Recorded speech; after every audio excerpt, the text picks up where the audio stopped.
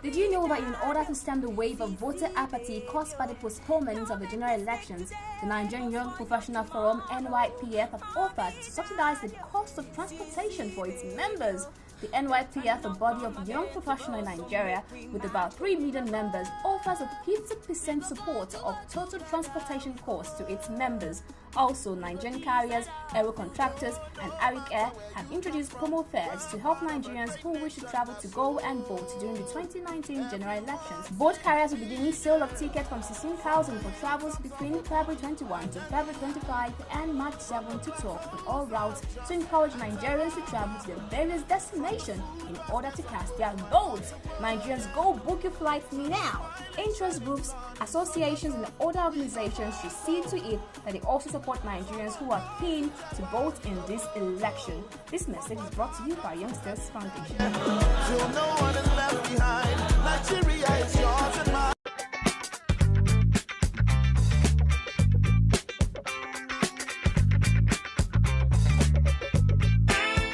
Welcome to 2019 Weekly with Salamat Al-Hassan and Chukwuemeka. Now, alright, today we're going to be focused on some serious analysis of voters and voting pattern. It is important for us to know, the right numbers come Saturday.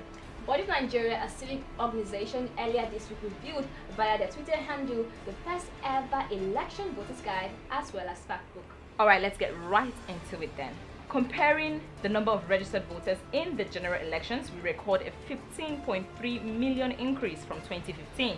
In their tweet, Budgit Nigeria said 2015 elections had the lowest voters turnout in Nigeria's history since the inception of the Fourth Republic in 1999, while 2019 elections has the highest registered voters. How many of 2019 registered voters will go out and vote? Very important question, by the way. Now we see that it also records the lowest number of voters turnout in the general elections. But again, what will be the 2019's record? Looking at the number of registration by state, we notice a common trend where Lagos State still takes the lead with the highest number of voters. Does this mean that our presidential candidates should have been more focused on Lagos State? The voters registration by geopolitical zones and the Northwest region takes the lead here with a 20.15 million, meaning it has a whopping advantage of over 4 million voters. The Southwest region, where Lagos State, which has the highest number of registration, is located, comes in second with 16.29 million voters. So maybe they decided to focus on regions instead. Well, on the analysis of registration by occupation, we see students taking the lead. Now, this begs one question. Wouldn't the ASU strike, which lasted for about 3 months, affect the turnout of students' voters? We'll just have to wait and see. But I also see others there with a population of 8 million. Please, who are these ones? Well, ask Nigerians. Well, we also see registration by age group, which is no news by the way, where youth come out as more than half of the voting population.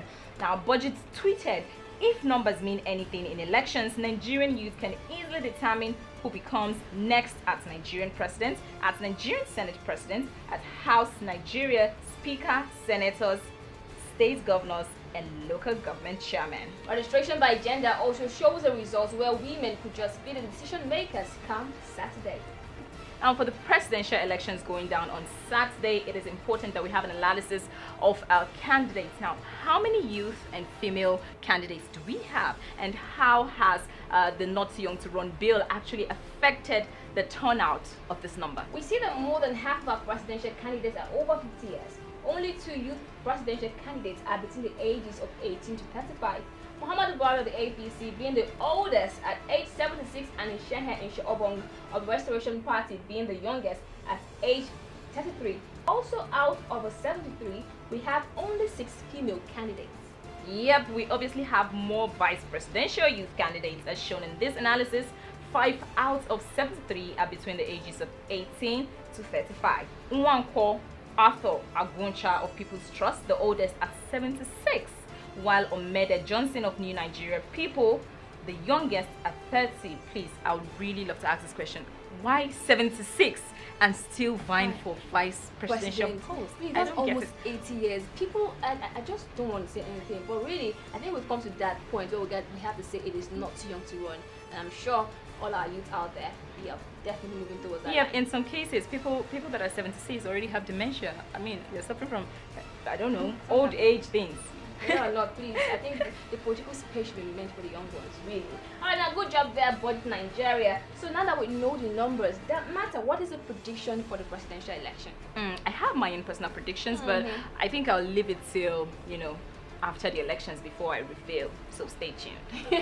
She's definitely a politician. Well, for your own prediction as regards to the presidential election, please leave that in our comment section right away. Until next time we get to come away again on 2019 Weekly. My name is Anne Chukwumike. And I am Salamat Al Hassan.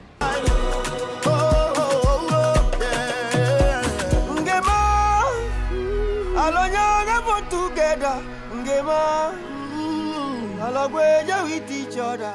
Oh,